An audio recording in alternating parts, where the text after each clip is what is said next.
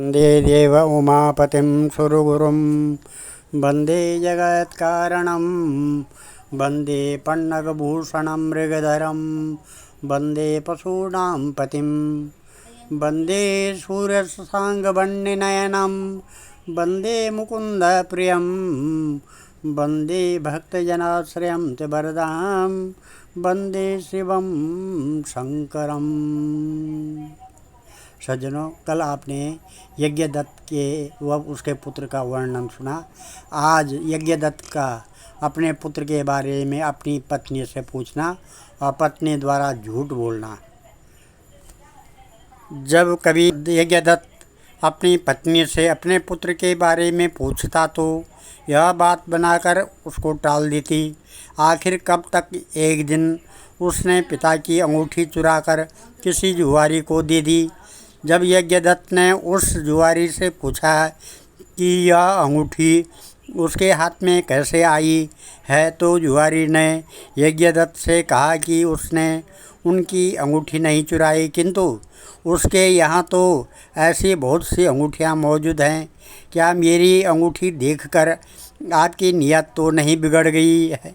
यज्ञदत्त ने जुआरी की बात सुनकर कहा, सुनो लल्ला, यह अंगूठी मेरी है और मुझे राजा के यहाँ से मिली है। तुम झूठ बोलकर इसे अपनी न बताओ, परंतु यह बताओ कि यह अंगूठी तुम्हारे पास कैसे आई है। यज्ञदत्त की बात सुनकर जुआरी को क्रोध आ गया। उसने गरज कर कहा, जो सच है सुनना चाहते हो तो ध्यानपूर्वक सुनो। यह अंगूठी तुम्हारे पुत्र गुणनिधि ने मेरे पास जुए में हारी है।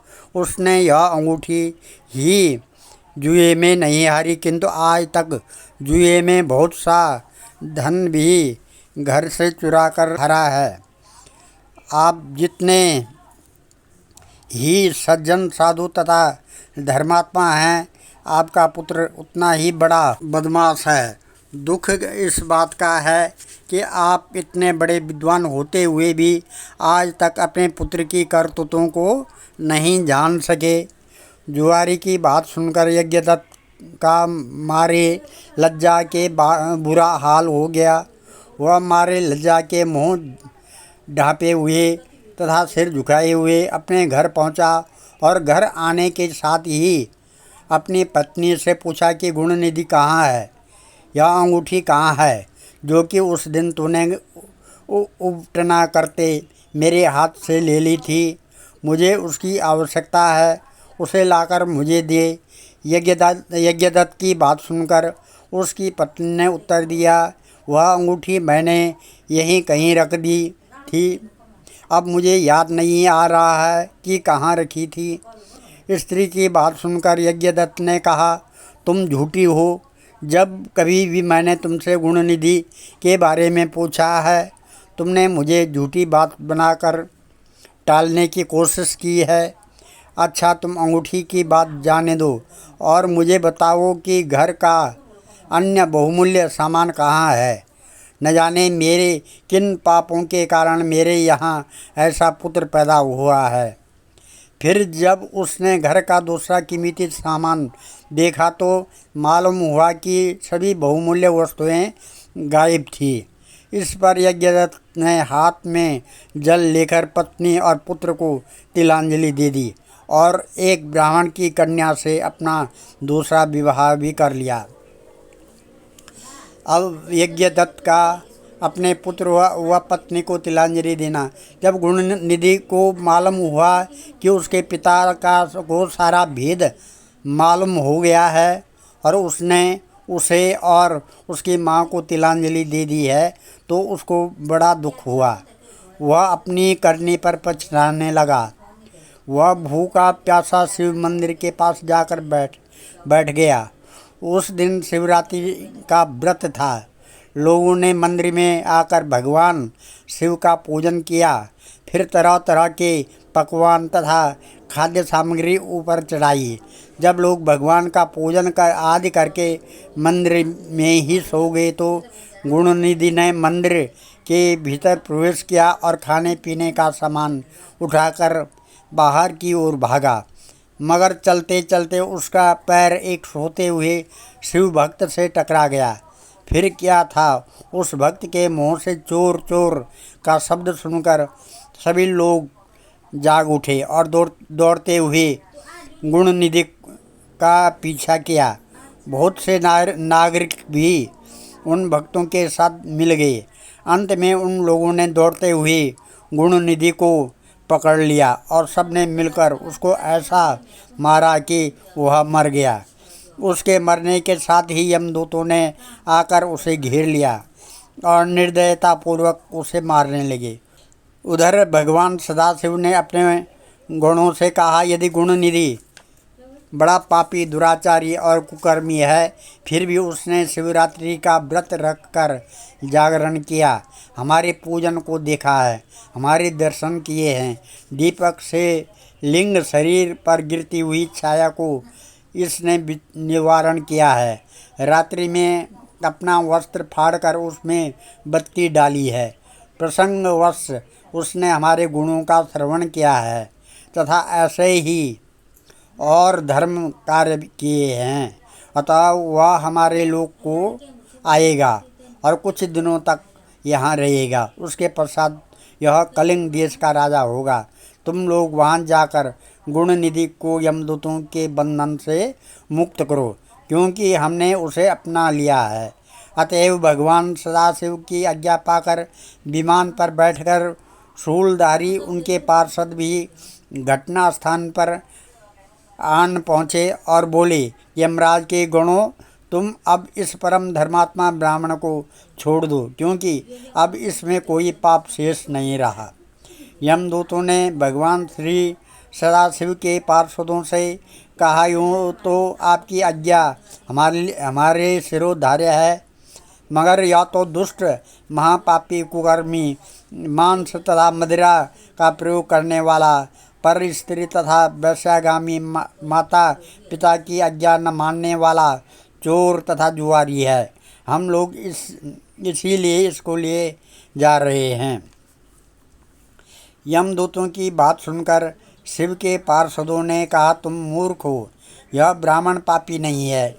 इसका सबसे बड़ा धर्म तो यह है कि इसने पुराना कपड़ा जलाकर शिवालय में प्रकाश किया, रात्रि भर जागरण किया, स्थिर चित्त से शिवालय के द्वार पर बैठकर इसने भगवान श्री सदाशिव के पूजन को देखा और हरि कीर्तन सुना।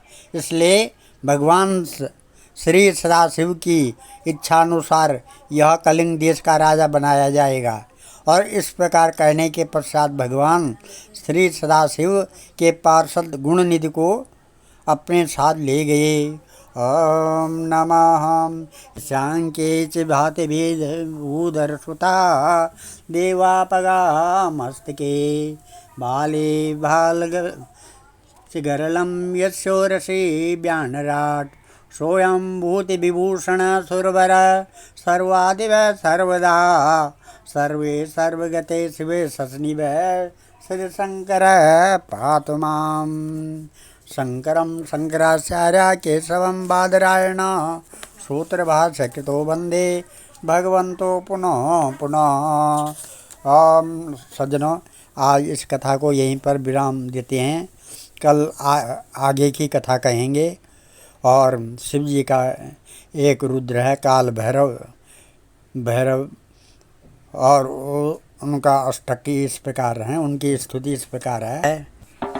देवराज सेव्यमान पावनान्द्रि पंकजं व्यालयज्ञ सूत्रबिंदु शेखरं कृपाकरं नारदादि योग वृंद वंदितं दिगंबरं काशिकापुरादिनाथ काल भैरवं भजे भानुकोटि भास्वरं भवाब्धितारकं परं नीलकंठमेक्षतार्थदायकं त्रिलोचनं काल अम्बुजाक्ष अक्षशूल अक्षरं काशिकापुरादिनाथ काल भैरवं भजे शूलटंक पाशदंड पाणिमादि कारणं श्यामकायमादिदेव अक्षरं निरामयं भीम विक्रमं प्रभुं विचित्रताण्डवप्रियं काशिकापुरादिनाथ काल भैरवं भजे।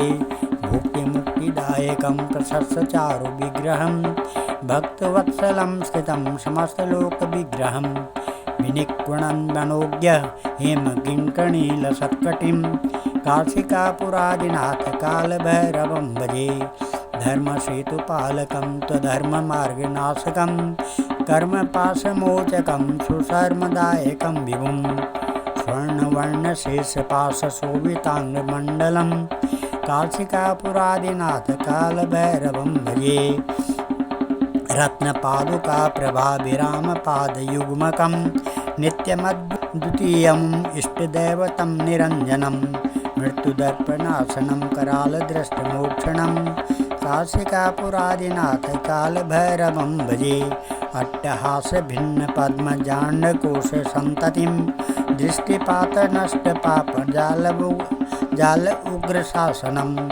अष्टसिद्धिदायकं कपालमालिकन्धरं काशिकापुरादिनाथ कालभैरवं भजे भूतसङ्गनायकं विशालकीर्तिदायकं काशीवासलोकपुण्यपापशोधकं विभुं नीतिमार्गकोविदं पुरातनं जगत्पतिं काशिकापुरादिनाथ कालभैरवं भजे कालभैरवाष्टकं पठन्ति ये मनोहरं ज्ञानमुक्तिसाधनं विचित्रपुण्यवर्धनं शोकमोहदैत्यलोभकोपतापनाशनं प्रयान्तिकालभैरवान्द्रि सन्निधिं नराध्रुवम् आं सर्वे भवन्तु सुखिनः सर्वे सन्तु निरामया सर्वे भद्राणि पश्यन्तु मा कश्चित् दुःखभाग् भवेत्। मैं सबसे पहले सभी भक्तजनों को आपने जो मेरे इस चैनल को सब्सक्राइब किया, लाइक किया, आपको कोटि कोटि आशीर्वाद देता हूँ। भगवान से प्रार्थना करता हूँ आपके सारे कार्य पूर्ण हो, सारे कष्ट निवारण हो, ग्रह आपके अनुकूल हो। जो इस कथा को सुनता है उसके सारे ग्रह उसके अधीन हो जाते हैं। सभी सुखी रहें, सभी निरोगी रहें। धन्यवाद।